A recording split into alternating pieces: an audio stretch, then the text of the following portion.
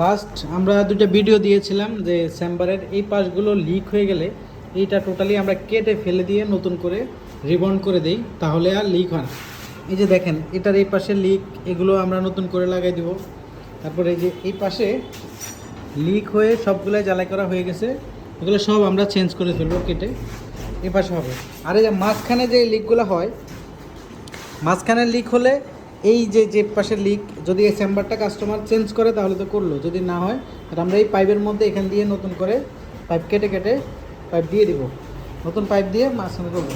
এই ভিডিওগুলো দেওয়ার পরে দেখেন আমাদের কাছে এসি, অহরহ এসি, এই যে এসি সব, এই সবগুলোই হচ্ছে আমরা সেমভাবে কাজ করব। এই যে এই এসি, এই এসি, এই এসি, তারপর রয়েছে এই আরেকটা এসি, এই আরেকটা এসি। তো আমাদের সার্ভিস সেন্টারে এখন এই যে আরও কয়েকটা এইদিকে আছে, এই যে এখানে একটা আছে, এটা আমরা অলরেডি কেটে রাখছি, এটা কমপ্লিট করা হবে।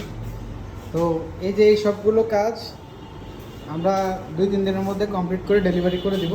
তো যাদের এসি বারবার লিক হয়ে যায় তারা ফোন করতে পারেন আমাদেরকে, আমরা পার্মানেন্টলি এসি লিক রিপেয়ার করে দিব। আপনার এসি আর 5-7 বছরে কিছুই হবে না। ধন্যবাদ সবাইকে।